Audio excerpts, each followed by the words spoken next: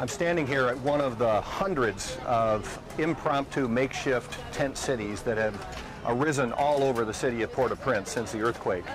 The people that live here have lost their homes and most of their possessions.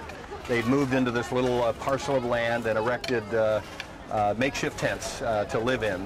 They've literally brought their lives to this place.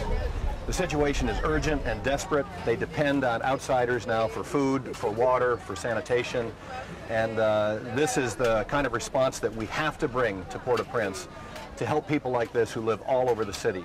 They're going to be needing help from the outside for weeks and months ahead until they can be resettled into more permanent living situations.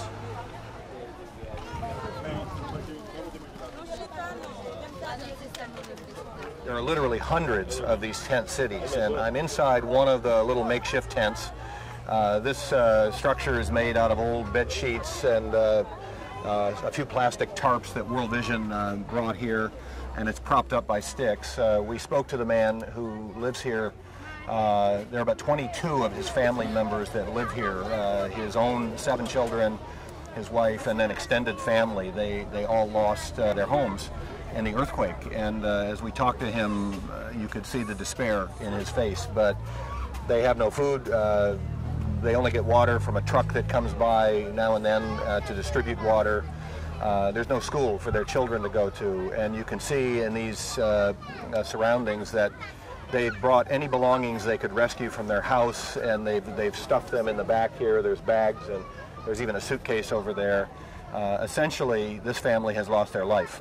And they want their life back, and they desperately need help. And this is an overwhelming situation for these people, but also for the relief organizations like World Vision that are trying to respond. There are just so many people that are homeless. We estimate somewhere in the vicinity of 1 million people are homeless, living in these makeshift structures like this on any open piece of land that they can find.